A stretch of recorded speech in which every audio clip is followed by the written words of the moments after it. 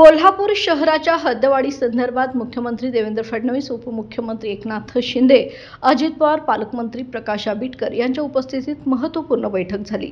यामध्ये हद्दवाढ प्रक्रियेला गती देण्याच्या सूचना अधिकाऱ्यांना देण्यात आल्या।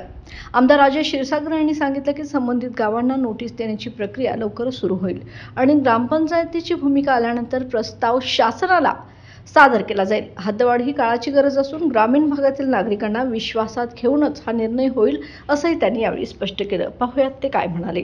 हद्दवाढीच्या दृष्टीने अत्यंत महत्त्वाचा आज दिवस म्हणावा लागेल, कारण आज मुख्यमंत्री, दोन्ही उपमुख्यमंत्री, दोन्ही सचिव यांनी साधारणतः हद्दवाढीला तत्वतः मान्यता दिलेली आहे।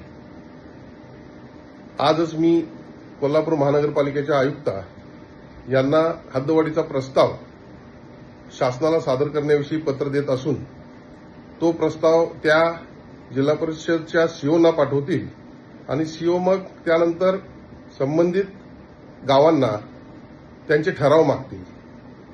संबंधित ग्रामपंचायती ते ठराव पॉझिटिव्ह व निगेटिव्ह देतील, पण त्यानंतर तो प्रस्ताव शासनाला सादर होईल आणि त्यानंतर गेली अनेक वर्ष जी हद्दवाढ कोल्हापूर जिल्ह्याची शहराची रखडलेली आहे ती हद्दवाढ होण्यास प्रक्रियेत सुरुवात होईल असं म्हणलं तर चुकीचं ठरणार नाही। हद्दवाढ आता लवकरच या ठिकाणी दृष्टीपथात आलेली आहे असं म्हणलं तरी चुकीचं ठरणार नाही।